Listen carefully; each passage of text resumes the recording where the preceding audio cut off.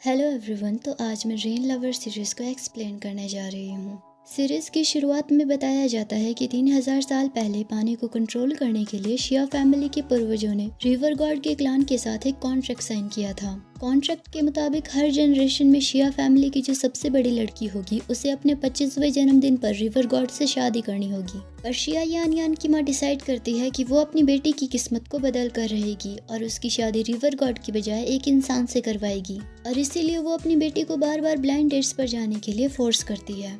अब तक यान बहुत सारी ब्लाइंड डेट्स पर जा चुकी थी, इसलिए यान इरिटेट होकर अपनी माँ से कहती है कि आप उन पुरानी अंधविश्वास भरी हुई कहानियों का इस्तेमाल करके मेरी जल्दी से जल्दी शादी करवा कर मुझे यहाँ से भेजना चाहती है। पर मैं इतनी भी बेवकूफ़ नहीं हूँ, मुझे सब कुछ पता है। यह सुनकर उसकी माँ उसे डांटते हुए कहती है कि तुम कल उस ब्लाइंड डेट पर जाओगी, अगर तुम शादी नहीं करोगी तो तुम घर वापस आने के बारे में सोचना भी मत।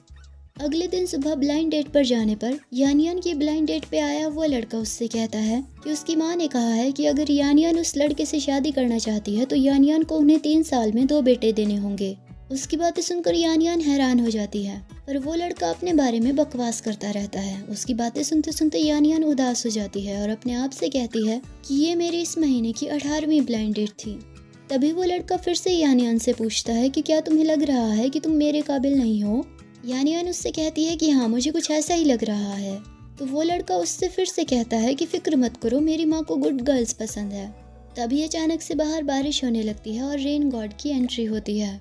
वहीं दूसरी तरफ कैफे के अंदर उस लड़की की बकवास सुनकर यान इरिटेट होने लगी थी। तभी वो लड़का कहता है कि तुम इतनी भी बुरी नहीं हो।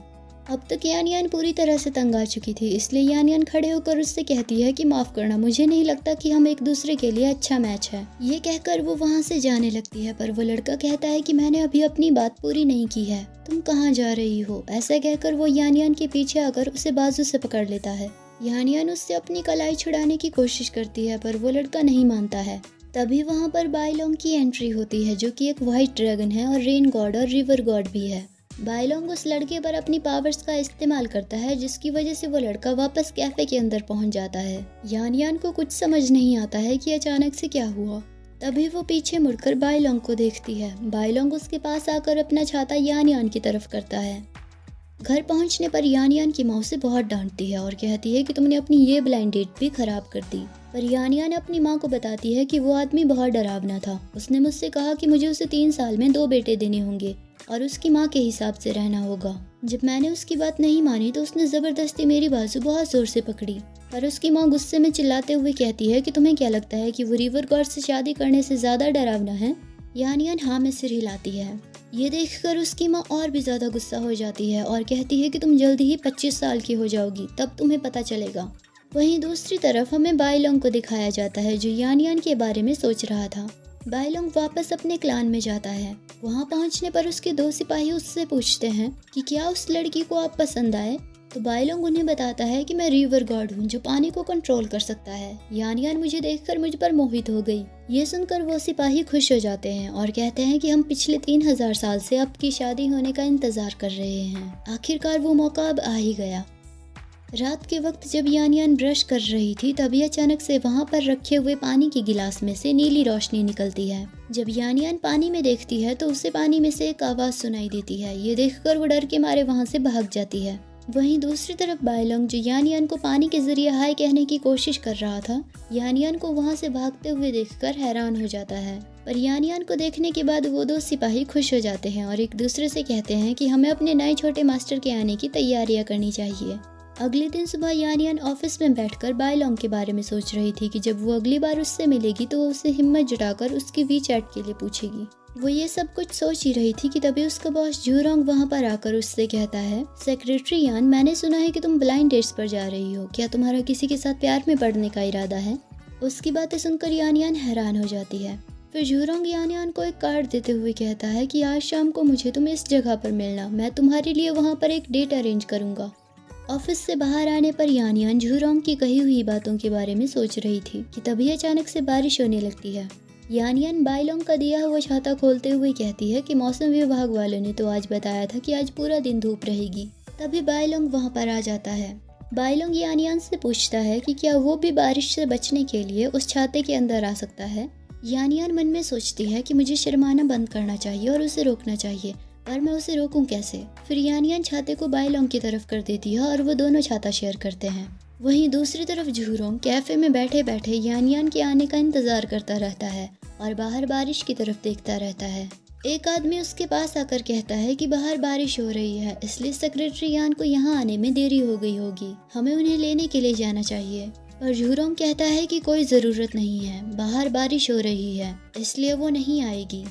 वहीं दूसरी तरफ बाईलोंग और यानियान एक जगह पर जाते हैं जहाँ फिश टैंक में रखी हुई मछलियाँ और समुद्री जीव बाईलोंग को ग्रीट करते हैं। तब बाईलोंग उन सभी जीवों से कहता है कि वो इस वक्त अंडर कवर ट्रैवल कर रहा है, इसलिए उन सबको उसे ग्रीट करने की ज़रूरत नहीं है।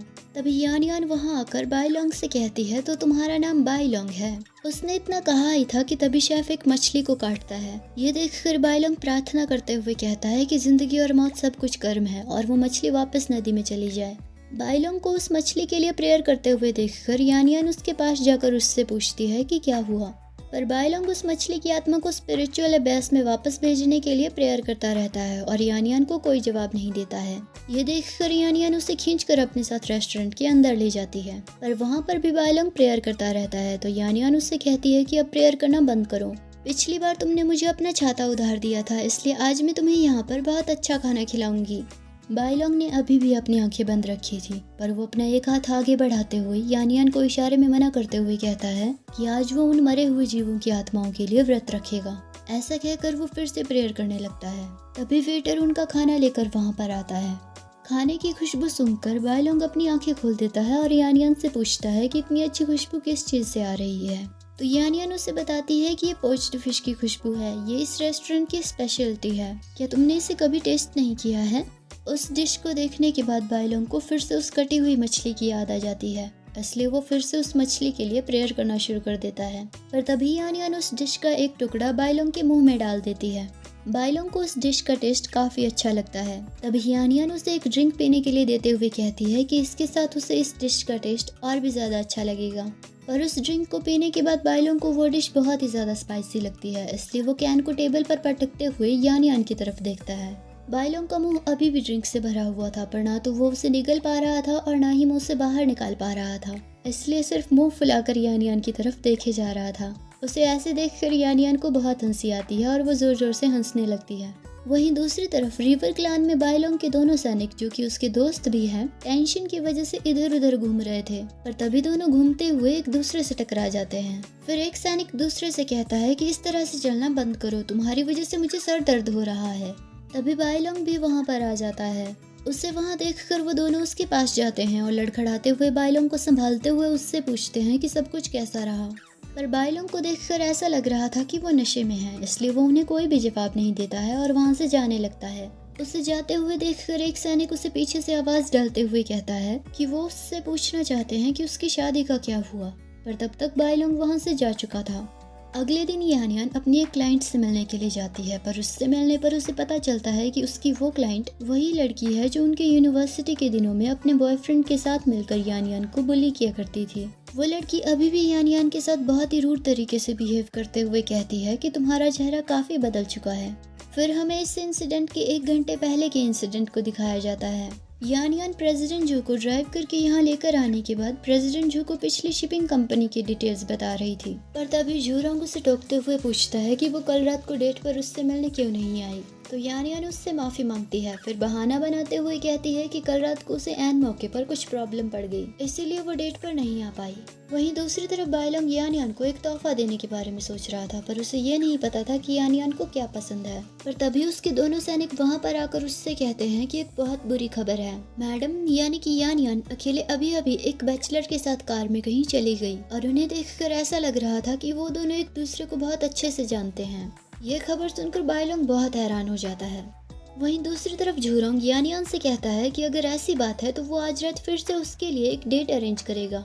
दरअसल झूरोंग ऐसा इसलिए कहता है क्योंकि उसने यानियान से कहा था कि वो उसके लिए एक डेट अरेंज करेगा, पर उसने ऐसा नहीं कहा था कि वो खुद वहाँ पर उसका उस डेट पर इंतजार करेगा।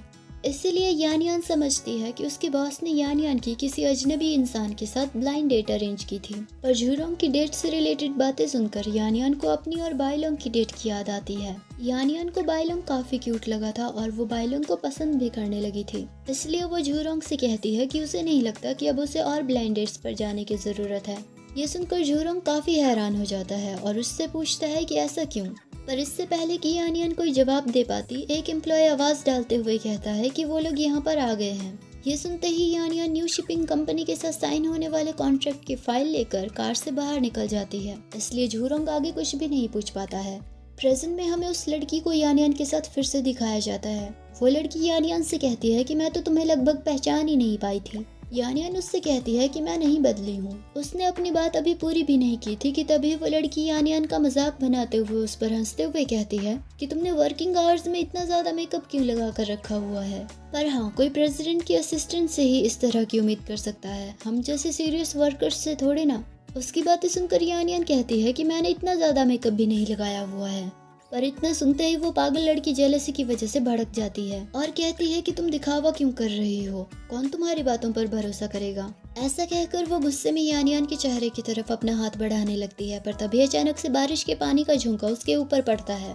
दरअसल बाइलोंग ने अपनी पावर्स का इस्तेमाल करके ऐसा किया था। पानी की वजह से उस लड़की के चेहरे का मेकअप उतर गया था और ये बात उस लड़की को भी रियलाइज हो गई थी। इसीलिए वो आगे बिना कुछ कहे वहाँ से भागकर चली जाती है। अब तक झूरोंग भी वहाँ पर आ चुका था। रिवर क्लान में बाइलोंग प्राउडली अपने आप से कहता है कि मेरी यानियान को कोई भी नहीं डरा सकता है। वहीं दूसरी तरफ यानियान को समझ नहीं आ रहा था कि आज बारिश भी नहीं हुई तो फिर सिर्फ उस लड़की के ऊपर ही बारिश कैसे पड़ी। झूरोंग भी वहाँ खड़े हुए ये सब कुछ देख रहा था।